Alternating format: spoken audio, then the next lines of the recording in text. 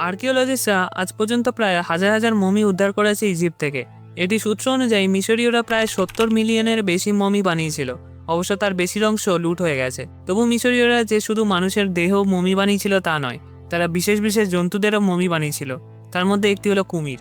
কিন্তু তারা কুমিরকে কেন মমি বানিয়েছিল, আজকের এই ভিডিওতে চলুন জানা যাক আর্কিওলজিস্টরা যে সমস্ত আজব মমি আবিষ্কার করেছে তাদের সম্বন্ধে এবং তারা কতটা রহস্যময়। মমি হলো এমন একটি মৃতদেহ যাকে বিশেষ পদ্ধতিতে সংরক্ষণ করা হয় যাতে হাজার হাজার বছর পরেও শরীরটি নষ্ট না হয়।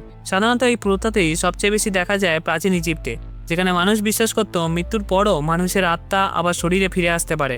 তাই তারা মৃতদেহকে যতটা সম্ভব অক্ষত রাখার চেষ্টা করত। প্রাচীন ইজিপ্টের মানুষ যখন কোনো গুরুত্বপূর্ণ ব্যক্তি যেমন রাজা, রানী বা ধনী মানুষ মারা যেত, তখন তারা একটি দীর্ঘ ও জটিল প্রক্রিয়ার মাধ্যমে সেই দেহকে মমি বানাতো। মমিগুলো সাধারণত বিশাল পিরামিড বা সমাধির ভেতরে কবর দেওয়া হতো। সবচেয়ে বিখ্যাত উদাহরণ হলো গ্রেট পিরামিড অফ গিজা, যেখানে বহু প্রাচীন ফারাওদের সমাধি ছিল। মমির সাথে তাদের ব্যবহার করা জিনিসপত্র যেমন গয়না, খাবার, মূর্তি এবং ধনসম্পদ রাখা হতো, কারণ তারা বিশ্বাস করত মৃত ব্যক্তি পরবর্তী জীবনে এগুলো ব্যবহার করবে। আজ হাজার হাজার বছর পরেও অনেক মমি প্রায় অক্ষত অবস্থায় পাওয়া গেছে। এগুলো থেকে বিজ্ঞানীরা প্রাচীন সভ্যতা, তাদের জীবনযাপন, রোগ ব্যাধি এবং সংস্কৃতি সম্পর্কে অনেক তথ্য জানতে পেরেছেন। তাই মমি শুধু একটি সংরক্ষিত মৃতদেহ নয়, বরং ইতিহাসের এক জীবন্ত সাক্ষী। কিন্তু কিছু মমি আছে যেগুলো খুবই আজব, তাই চলুন শুরু করা যাক। নাম্বার 5, লেডি রায়। লেডি রায় প্রাচীন ইজিপ্টের সবচেয়ে রহস্যময় ও আশ্চর্যজনক মমিগুলোর একটি। তিনি কোনো রানী বা ফারাও ছিলেন না, তবুও তার মমি আজ ইতিহাস ও বিজ্ঞানীদের কাছে অত্যন্ত গুরুত্বপূর্ণ। লেডি রায় প্রায় 3500 বছর আগে বেঁচেছিলেন, অর্থাৎ প্রায় খ্রিস্টপূর্ব 1530 সালের দিকে। ধারণা করা হয় তিনি ছিলেন মিশরের এক রাজপরিবারের নার্স বা পরিচর্যাকারী। বিশেষ করে তিনি ছোটবেলায় আহমস নেফারটারি নামে এক বিখ্যাত রানীর দেখাশোনা করতেন। সেই সময় রাজপরিবারের নার্সদের খুব সম্মান দেওয়া হতো, কারণ তারা ভবিষ্যতে রাজাদের লালন পালন করতেন। তার মৃত্যুর পরে তাকে মমি বানানো হয়েছিল, ঠিক যেমন রাজপরিবারের লোকদের করা হতো। আশ্চর্যের বিষয় হলো হাজার হাজার বছর পরেও তার শরীর অত্যন্ত ভালোভাবে সংরক্ষিত ছিল। বিজ্ঞানীরা যখন তার মমি পরীক্ষা করেন তখন তারা দেখতে পান তিনি ছিলেন খুবই ছোট গড়নের এক মহিলা। তার উচ্চতা ছিল প্রায় 4 ফুট 11 ইঞ্চি। আরও জানা যায় মৃত্যুর সময় তার বয়স ছিল প্রায় 30 থেকে 40 বছর। লেডি রায়ের মমিটি 1900 থেকে আবিষ্কৃত হয়েছিল ডের এল বাহারি নামে একটি বিখ্যাত সমাধিস্থলে। সেখানে অনেক রাজকীয় মমি লুকিয়ে রাখা হয়েছিল, যাতে প্রাচীনকালে সমাধি লুটেরাদের হাত থেকে সেগুলো রক্ষা করা যায়। আধুনিক প্রযুক্তি দিয়ে যখন তার মমির এক্সরে করা হয়, তখন বিজ্ঞানীরা আরেকটি চমকপ্রদ বিষয় খুঁজে পান। তার দাঁত, চুল এবং শরীরের অনেক অংশ এত ভালোভাবে সংরক্ষিত ছিল যে মনে হচ্ছিল তিনি যেন খুব সম্প্রতি মারা গেছেন। এই কারণে অনেক গবেষক বলেন লেডি রায় হলেন পৃথিবীর সবচেয়ে ভালোভাবে সংরক্ষিত প্রাচীন মমিগুলোর একটি। Number 4, রামজে II। রামজে II, যাকে অনেক সময় রামজে দ্য গ্রেট বলা হয়, ছিলেন প্রাচীন ইজিপ্টের অন্যতম বিখ্যাত এবং শক্তিশালী ফারাও। তিনি প্রায় 66 বছর রাজত্ব করেছিলেন। এত দীর্ঘ সময় ক্ষমতায় থাকার কারণে তিনি মিশরের ইতিহাসে এক কিংবদন্তি শাসকে পরিণত হন। অনেক ইতিহাসবিদ মনে করেন তিনিই সেই ফারাও যিনি মিশরকে সামরিক শক্তি, স্থাপত্য এবং রাজকীয় ক্ষমতার শিখরে নিয়ে গিয়েছিলেন। তার রাজত্বের সময় মিশর ছিল এক বিশাল সাম্রাজ্য। তিনি অনেক যুদ্ধ করেছিলেন, যার মধ্যে সবচেয়ে বিখ্যাত হলো ব্যাটেল অফ কাদেশ। এই যুদ্ধে মিশর লড়াই করেছিল হিতি এম্পায়ারের বিরুদ্ধে। যুদ্ধটি খুব ভয়ঙ্কর ছিল এবং শেষ পর্যন্ত কোনো পক্ষই সম্পূর্ণ জয় পায়নি। কিন্তু এই যুদ্ধের পর ইতিহাসের প্রথম লিখিত শান্তি চুক্তিগুলোর একটি তৈরি হয়, যা মিশর এবং হিতাওদের মধ্যে শান্তি স্থাপন করে। রামেসেস দ্বিতীয় শুধু যোদ্ধা ছিলেন না, তিনি একজন অসাধারণ নির্মাতাও ছিলেন। তার রাজত্বকালে মিশরের সর্বত্র বিশাল মন্দির, মূর্তি এবং শহর নির্মিত হয়। তার সবচেয়ে বিখ্যাত নির্মাণগুলোর মধ্যে রয়েছে আবু সিম্বেল টেম্পেলস। এই মন্দিরগুলোর সামনে রামেসিসের 4টি বিশাল পাথরের মূর্তি রয়েছে, যেগুলো আজও পৃথিবীর অন্যতম বিস্ময় হিসেবে ধরা হয়। ব্যক্তিগত জীবনেও রামেসিস দ্বিতীয় ছিলেন অত্যন্ত বিখ্যাত। তার বহু স্ত্রী ছিল, কিন্তু সবচেয়ে প্রিয় রানী ছিলেন নেফারটারি। রানীর জন্য তিনি একটি সুন্দর সমাধি নির্মাণ করেছিলেন, যা আজও প্রাচীন মিশরের সবচেয়ে সুন্দর সমাধিগুলোর একটি হিসেবে পরিচিত। রামেসিস দ্বিতীয় জীবনে আরেকটি অবাক করা দিক হলো তার বৃহৎ পরিবার। ইতিহাসবিদরা মনে করেন তার 100-এরও বেশি সন্তান ছিল। এত বড় রাজপরিবার সেই সময়ের জন্য খুবই অস্বাভাবিক ছিল। খ্রিস্টপূর্ব 1213 সালে প্রায় 90 বছর বয়সে তিনি মারা যান। এরপর তাকে মমি বানিয়ে রাজকীয় সমাধিতে রাখা হয়। অনেক বছর পরে তার মমি আবিষ্কৃত হয় ভ্যালি অফ দ্য কিংসে। আজও সেই মমি সংরক্ষিত আছে ন্যাশনাল মিউজিয়াম অব ইজিপশিয়ান সিভিলাইজেশনে। 1970-এর দশকে বিজ্ঞানীরা লক্ষ্য করেন যে তার মমিতে ছত্রাক ও ক্ষয় শুরু হয়েছে। তাই মমিটিকে চিকিৎসা ও সংরক্ষণের জন্য ফ্রান্সে নিয়ে যাওয়া হয়। আশ্চর্যের বিষয় হলো তাকে সেখানে পাঠানোর সময় মমির জন্য একটি আধিকারিক পাসপোর্টও তৈরি করা হয়, যেখানে পেশা হিসেবে লেখা ছিল কিং। ইতিহাসে খুব কম মমির ক্ষেত্রে এমন ঘটনা ঘটেছে। আরেকটি কারণ হলো তার মমি পরীক্ষা করে বিজ্ঞানীরা তার চুল, মুখের গঠন, এমনকি সম্ভাব্য রোগ সম্পর্কেও অনেক তথ্য জানতে পেরেছেন। তাই সংরক্ষণের অবস্থা এবং এই অদ্ভুত পাসপোর্ট ঘটনার জন্যই রামসেস II এই মমিকে অন্য অনেক মমির তুলনায় বিশেষ অস্বাভাবিক বলা হয়। Number 3, crocodile mummy. প্রাচীন ইজিপ্টে শুধু মানুষই নয়, অনেক প্রাণীকেও মমি করা হতো। এর মধ্যে সবচেয়ে অদ্ভুত এবং রহস্যময় উদাহরণগুলোর একটি হলো কুমিরের মমি।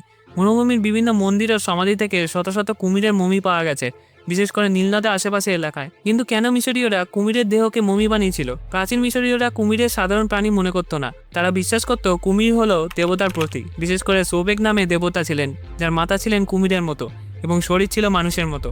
এই দেবতাকে তারা নীলনদের শক্তি, উর্বরতা এবং সুরক্ষার দেবতা বলে মানতেন। তাই অনেক সময় মন্দিরে কুমিরকে দেবতার মতো পালন করা হতো। যখন সেই কুমির মারা যেত, তখন তাকে মানুষের মতোই সম্মান দিয়ে মমি বানানো হতো।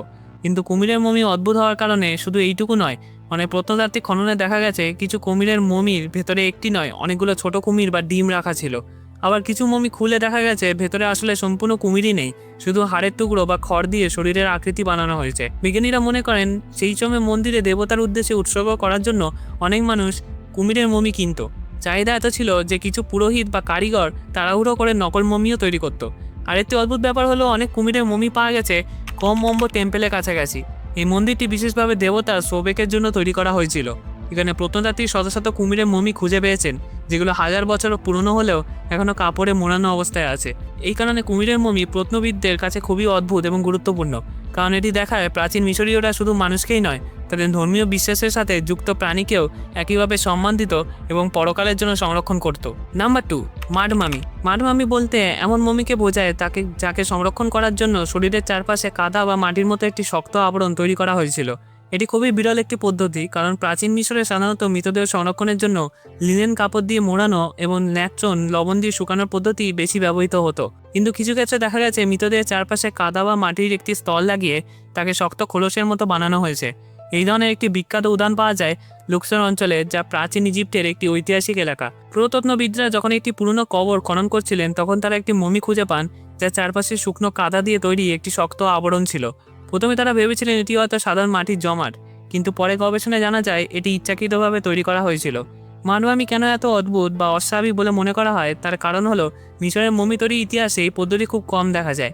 বিজ্ঞানীরা মনে করেন অনেক সময় যদি কোনো মমি ক্ষতিগ্রস্ত হয়ে যেত বা শরীরের অংশ ভেঙে যেত, তখন পুরোহিতরা সেই দেহকে আবার মেরামত করার জন্য কাদা বা মাটির আবরণ ব্যবহার করত। এতে শরীরের গঠন আবার ঠিক করা যেত এবং মৃত ব্যক্তিকে সম্মানের সাথে কবর দেওয়া সম্ভব হতো। আরেকটি কারণ হতে পারে সামাজিক বা অর্থনৈতিক। ধনী মানুষের জন্য সোনার মুখোশ, সুন্দর কফিন এবং দামি কাপড় ব্যবহার করা হতো, কিন্তু তুলনামূলকভাবে কম ধনী কারো ক্ষেত্রে কাদা দিয়ে একটি শক্ত আবরণ তৈরি করা হয়েছিল, যা এক ধরনের সস্তা কিন্তু কার্যকর উপায় হতে পারে। নাম্বার 1, মামি উইথ ট্যাটু। প্রাচীন ইজিপ্টে মমি পাওয়া খুব সাধারণ ঘটনা, কিন্তু কিছু মমি আছে যেগুলো বিজ্ঞানীদের কাছে অত্যন্ত রহস্যময় হয়ে উঠেছে, কারণ এই মমিগুলো শরীরের ট্যাটু পাওয়া গেছে। হাজার হাজার বছর পুরনো এই ট্যাটুগুলো শুধু অলংকার নয়, বরং প্রাচীন মানুষের বিশ্বাস, ধর্ম এবং সমাজ সম্পর্কে গুরুত্বপূর্ণ তথ্য দেয়। সবচেয়ে আলোচিত উদাহরণগুলোর একটি হলো গেবেলেইন মামিজ। এই মমিগুলো প্রায় 5000 বছর পুরনো এবং এগুলো প্রাচীন মিশরের পি ডাইনাস্টির যুগের। আধুনিক স্ক্যান প্রযুক্তি ব্যবহার করে বিজ্ঞানীরা দেখেছেন যে একটি পুরুষ মমিতে হাতে বন্য ষাঁড় ও বারবারি ভেড়ার আকৃতির ট্যাটু ছিল। অন্যদিকে একটি নারী মমির কাঁধে ও বাহুতে এস আকৃতির ও সরলরেখার মতো রহস্যময় প্রতীক আঁকা ছিল। এই আবিষ্কারটি অস্বাভাবিক বলে মনে করা হয় কয়েকটি কারণে। প্রথমত, অনেকদিন ধরে ইতিহাসবিদরা ভাবতেন প্রাচীন মিশরে ট্যাটু শুধু নারীদের শরীরকে করা হতো এবং তা মূলত ধর্মীয় বা জাদুবিদ্যার সঙ্গে সম্পর্কিত ছিল। কিন্তু পুরুষ মমি শরীরে স্পষ্ট ট্যাটু পাওয়া যাওয়ার ফলে সেই ধারণা বদলে যায়। এতে বোঝা যায় যে ট্যাটু সম্ভবত পুরুষদের শক্তি, সাহস ও সামাজিক মর্যাদা বোঝাতেও ব্যবহৃত হতো। দ্বিতীয়ত, এই ট্যাটুগুলো খুব স্পষ্ট চিত্র বা প্রতীক আকারে করা হয়েছিল। এর আগে যে প্রাচীন ট্যাটু প্রমাণ পাওয়া গিয়েছিল সেগুলো বেশিরভাগ ছোট ছোট বিন্দু বা সরল নকশা ছিল, কিন্তু এই মমির ট্যাটুতে প্রাণীর ছবি ও প্রতীক দেখা যায়, যা মানব ইতিহাসের সবচেয়ে পুরনো চিত্রভিত্তিক ট্যাটুগুলোর মধ্যে একটি বলে ধরা হয়।